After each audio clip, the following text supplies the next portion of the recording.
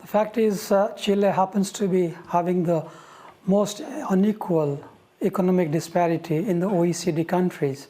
So whatever the protesters are demanding is fit, but at the same time there has to be a root and branch reform. Chile hasn't seen any kind of massive economic reform from 1990. So just by having these populist measures, by suggesting that we give a 20% hike to the pensioners and we make metro free, is not going to address the underlying economic disparity, inequality that exists in Chile. And that has been going on for almost 30 years now. So the government of Piñera has to do much more than what it has suggested or promised. So this would appear as a kind of window dressing. So it has to be a root and branch economic reform across the board. And what do you think the government's response says about the ruling elite? Because Sebastián Piñera changed his tone. First, he said the country was at war, and then, like you said, he proposed these economic reforms. But what does it say about him and those around him? Some might argue that they're tone deaf. What do you think?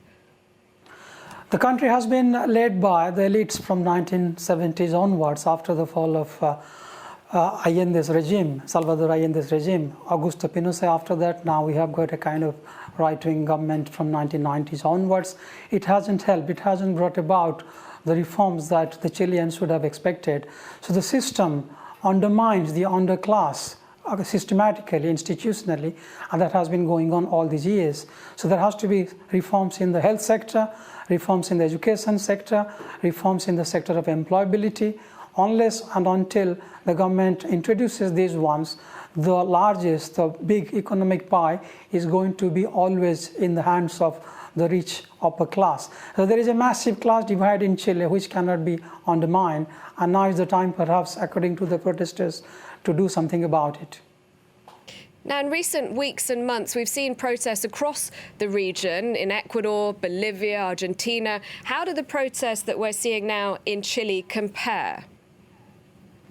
Well, there is something called domino effect. I mean, it's very strange that we are talking about it in 2019. I can think of the revolution that took place in 1968, which started in your country, in France.